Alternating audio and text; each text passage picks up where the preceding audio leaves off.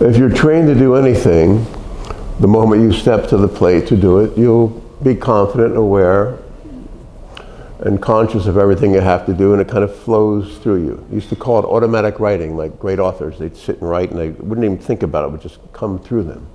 Because everything comes through us.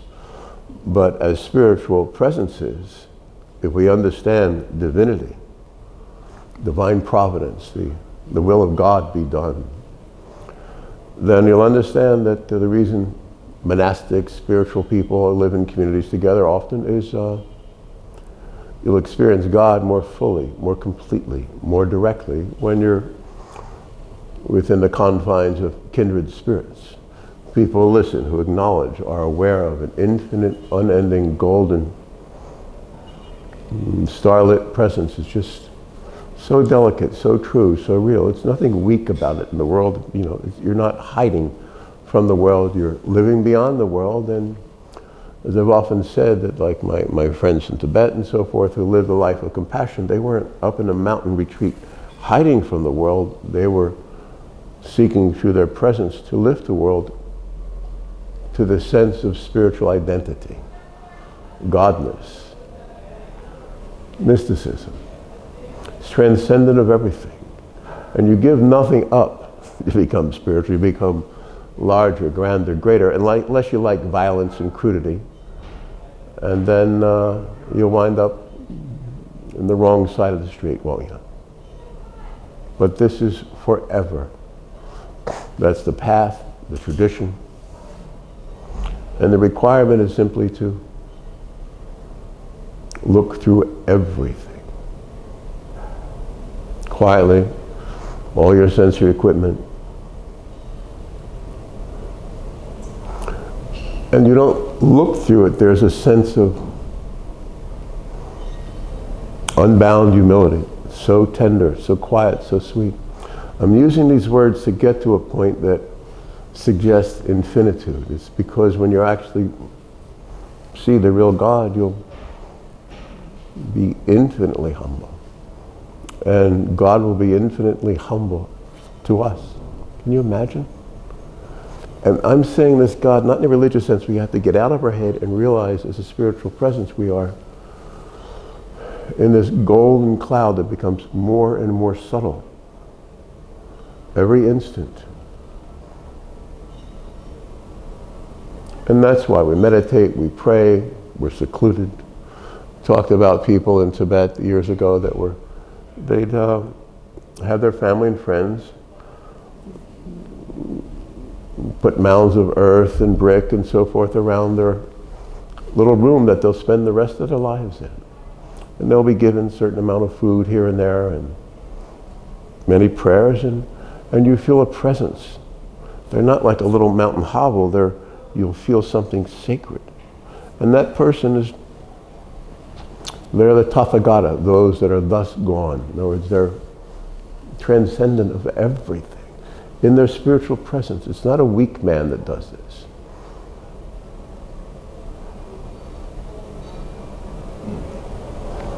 That's why you call heroes heroes, because they step beyond the bounds of the everyday. I've always said that every mom, if you understand it, is that person. I have a friend's mom wasn't exactly right in the head while he was growing up, and he understands how much she was beaten through his spirituality to be the way she was, and then so somewhere at a certain point they see one another clearly in the pure light. You are the pure light. This incarnation is as nothing. You're to be your own doctor. You're to be your own psychologist. In other words, things will work out. You can't say how or where. I abhor going to a doctor or anything, and my friends don't understand it. It's like, I'll figure it out. It's got nothing to do with my body. It has circumstances and traditions of this world and the other.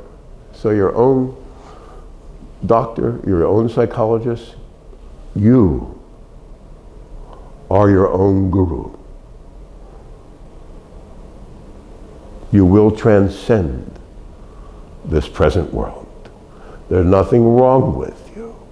There's nothing right with you. There's just an isness, as sound as the ocean's floor. meaning you're in this rhythm of eternity. It's golden, it's gorgeous. I use the word golden because when you're in heaven, it is, but it changes every moment, and it's infinite. I'm saying in your sensory equipment, you'll be that delicately attuned. I've always been there, and despite the fact of what hits you every day I've lived through everything, every monstrosity, every cruelty. At the same time, people around me don't know what I'm going through.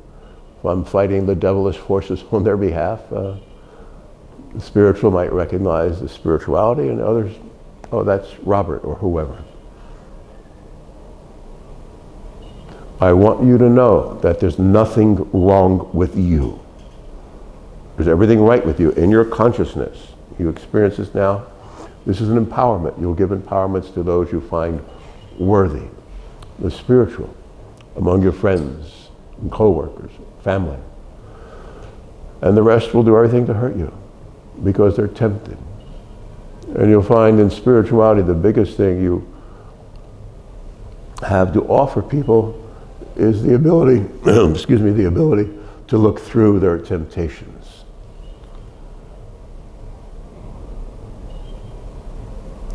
You're not to be tempted. In other words, the dark force coming at you, no matter how subtle it is, it's a temptation.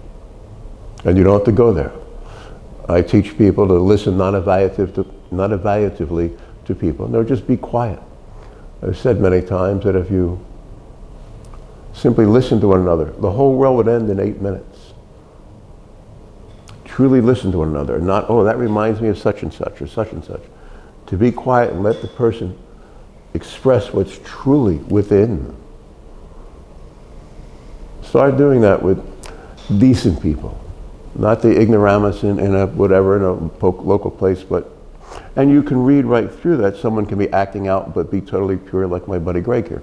It's like, main thing is to just be there, be present for someone.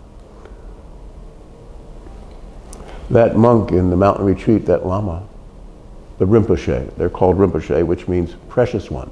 It's not like the priest or the clergy. He's like Rinpoche. Lama is the precious one. So you meet them like this. But that person is everywhere.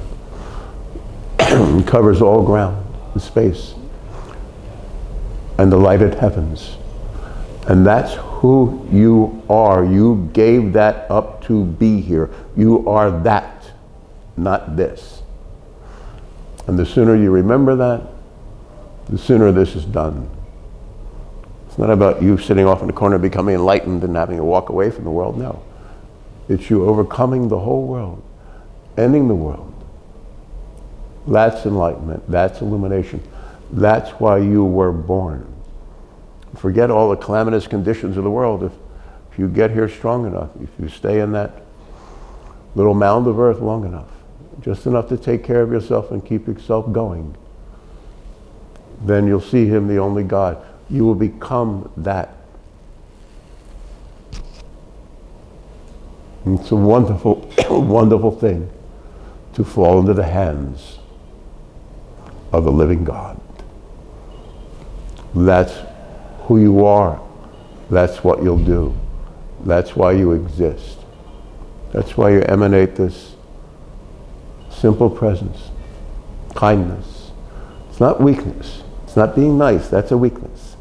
Kindness is a powerful man. Any leader has that in them. I remember a first sergeant calling everyone, calling his men his babies, because you love. Greg's a 10th degree martial artist, and he loves his students. And you know he's your family. You always know it. People come in and out of our gym in Redwood City to see him that haven't seen him in 8 years or learned when he was a kid, when they were a kid with Greg, and he's their daddy forever. Because he'll never hurt them. And he'll always protect them. And that's the idea of martial arts discipline, is to just not be afraid anymore, protect your friends, your family first, your mom, and the rest is quite wonderful and interesting in a different way for all of us. The point is, you are divine presence You're here for a reason, to end all the madness. You'll become more powerful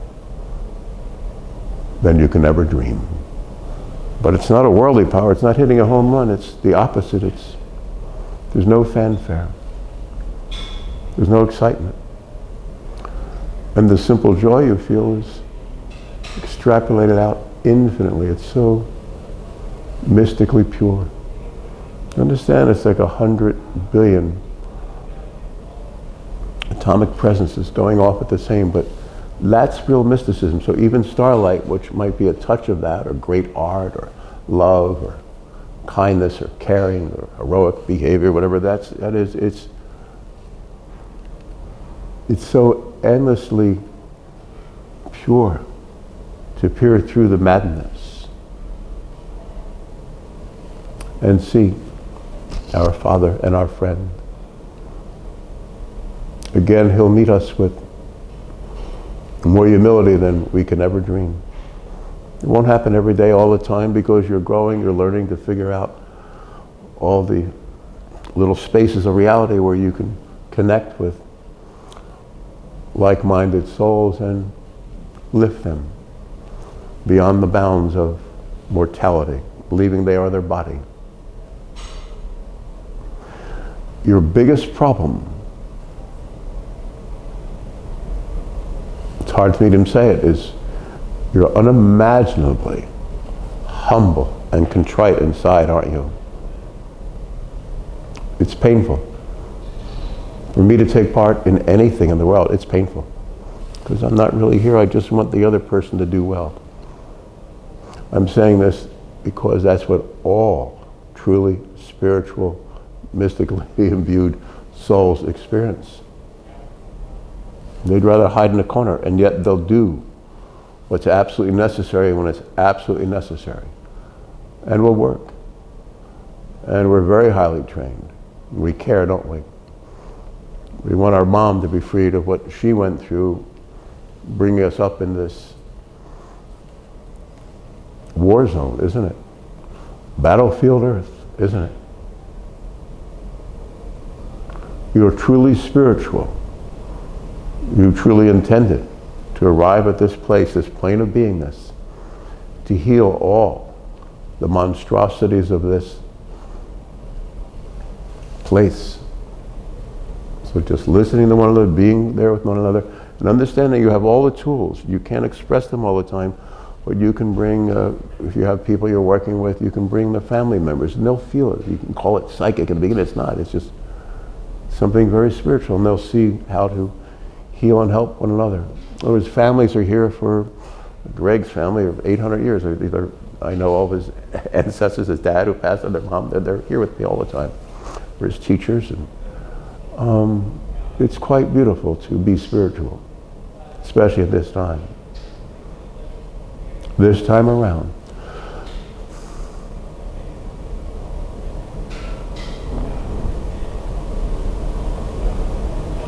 You get to be. And you do that to end all the pain. There's no ego, there's no even identity or personality here. It's just, you'll get to fulfill your destiny. You are God's destiny in this hellacious place. Isn't it time? Haven't we gone through enough? Forget everything we ever read or thought or dreamt about it. I mean, we've had visions, all of us, haven't we? But there are no experts. Anyone in the world, anyone on some TV show, whatever, they know nothing. You are your own doctor, your own psychologist. You are your own teacher. Don't tell me about the daily news. Tell me how deeply involved you are with God. And that will take us through this time of great tribulation, of great temptation that's come upon the whole world. You won't survive the hour of temptation. You will heal the nations. The humility, kindness, understanding your biggest problem is humility, how to step out there in the fray And you'll understand to do it exactly when and how, and with whatever language or wisdom you have to impart. And basically you'll be in a place of prayer in that little hovel in the mountains of Tibet. The reason we exist are the holy ones in those mountain hovels. They're not hiding from anything, they're trying to bring the whole world up through its subtle, subtle vibration to a place of purity and decency and kindness. That's what spirituality entails, or all true religion. You're here for the other. That's why you were born. You will fulfill your spiritual destiny. Thank you for listening.